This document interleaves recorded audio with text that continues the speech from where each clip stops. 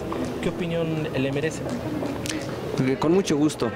Miren, desde luego el trabajo que se hizo en la Asamblea Constituyente de la Ciudad de México, cuyo propósito fue elaborar, discutir una propuesta que inicialmente fue presentada por el jefe de gobierno, como le correspondía, y que concluida el último día del mes de enero de este año, como estaba previsto en la Constitución, fue finalmente promulgada y fue publicada.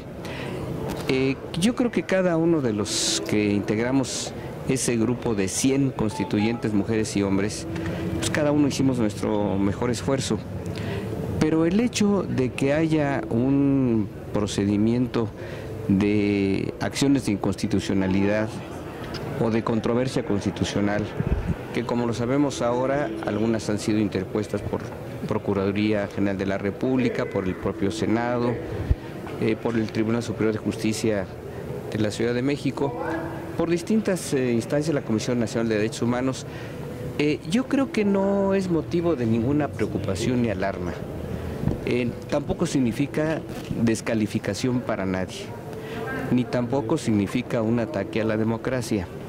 Justamente es la Suprema Corte de Justicia de la Nación a quien la Constitución General de la República le ha asignado una tarea fundamental, y lo reitero, fundamental, definir que las leyes y los actos que sean emitidos se ajusten a la Constitución.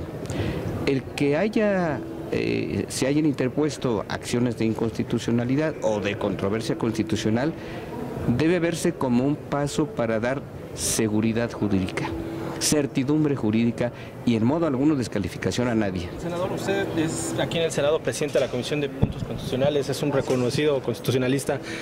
¿Considera que en la Constituyente de la Ciudad de México se extralimitó o invadió funciones de la Constitución Federal? Eso es lo que va a definir la Suprema Corte. Pero de usted, desde su punto de vista. Creemos que hay algunos puntos que merece que sean revisados. No puedo descalificar una obra en la que participé, como es la Constitución.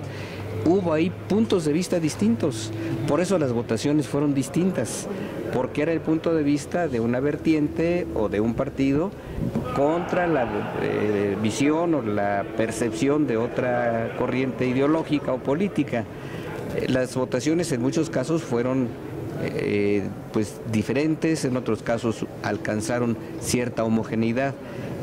Pero no me toca a mí descalificarla, ni descalifico la Constitución. Yo creo que fue una Constitución, pues primero es la inicial con la Ciudad de México, con esto arranca, le da el carácter de entidad federativa, capital de la República, pero yo no descalificaría nada. Sí creo que hay puntos de vista distintos. En algunos casos, en materia, por ejemplo, de la asignación hasta en 4 elecciones consecutivas para diputados locales, yo tengo mi visión de que deberían de ser hasta 4 elecciones. Es un punto de vista personal. La Constitución dice hasta 2. Son concepciones diferentes. Es acorde a la federal, ¿no? Es lo que yo estimo. Pero bueno, hay un árbitro y como tanto al árbitro hay que respetarlo y ajustarnos a lo que diga el árbitro y el árbitro es la Corte. Tengo entendido que en la mañana el procurador dijo que la Constitución de la Ciudad de México estaba muerta. No lo comparto. Bueno, primero, sinceramente, no creo que el licenciado Cervantes, que es un constitucionalista muy destacado, lo haya dicho en ese sentido, no lo creo. Quizá haya habido una mala interpretación, que puede haber puntos de vista distintos, sí, por eso él es uno de los que están impugnando, o de los que están impulsando o una controversia o una acción de inconstitucionalidad. Yo creo que en ese no fue el sentido. Yo ayer lo escuché al propio procurador, escuché también a Roberto Gil, a algunos ministros de la Corte en otras reuniones donde se presentó un documento que es la Constitución Política Comentada y se hicieron algunas referencias a esto y creo que el punto de vista no fue descalificarla ni mucho menos decir que está muerta. Yo no oí eso del procurador. Algunos diputados constituyentes están haciendo un frente en defensa de la Constitución de la Ciudad de México. ¿Usted se va a unir con ellos, va a trabajar de manera conjunta para esta defensa o va a esperar a que la Corte resuelva? Miren, yo creo que no se trata de colocar uno contra otro, no se trata de colocar a un agrupamiento de diputados constituyentes en defensa de la Constitución. La mejor defensa de la Constitución es la que resuelva la Corte. Para defender a la Constitución hay que hablar de constitucionalidad de la Constitución, valga el juego de palabras. La Constitución de la Ciudad de México tiene que tener constitucionalidad y eso debe darnos tranquilidad a todos. Por lo tanto, no hay motivo de confrontaciones, ni de unos contra otros, ni de defensa.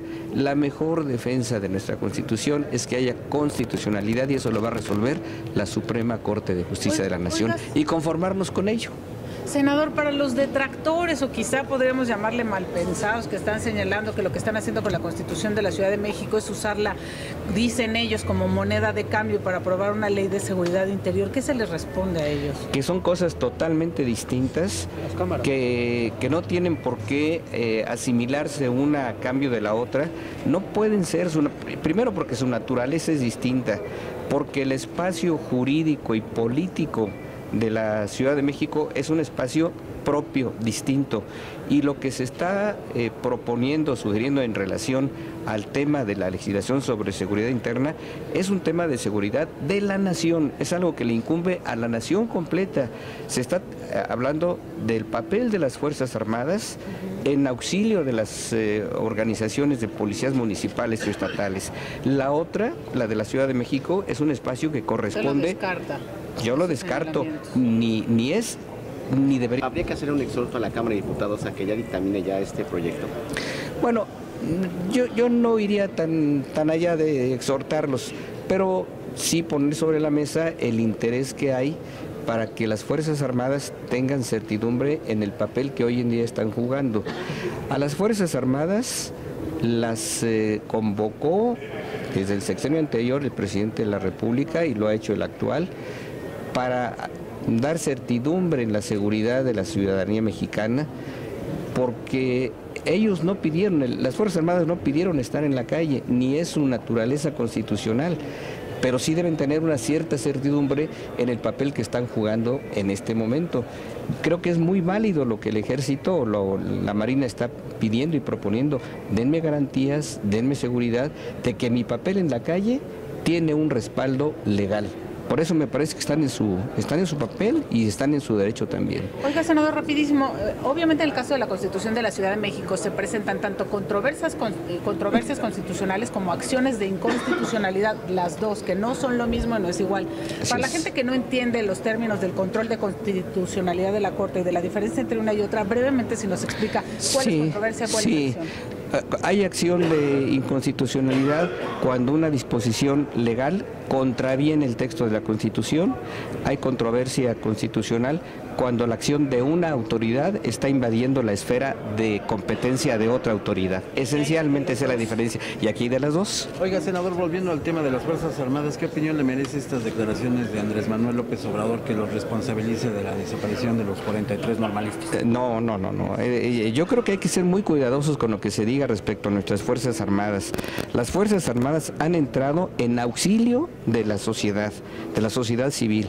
No me quiero imaginar lo que ocurriría en el escenario general, en las calles, en las ciudades, en la propia capital de la República, si no hubiese el respaldo de las Fuerzas Armadas. Han sido, al final de cuentas, las que han dado la garantía, la certidumbre, la captura inclusive de los grandes delincuentes. Entonces, no, yo creo que al contrario, hay que reconocer, hay que respaldar y pues facilitar la actuación de ellos a través de un marco jurídico. Muchas gracias. Para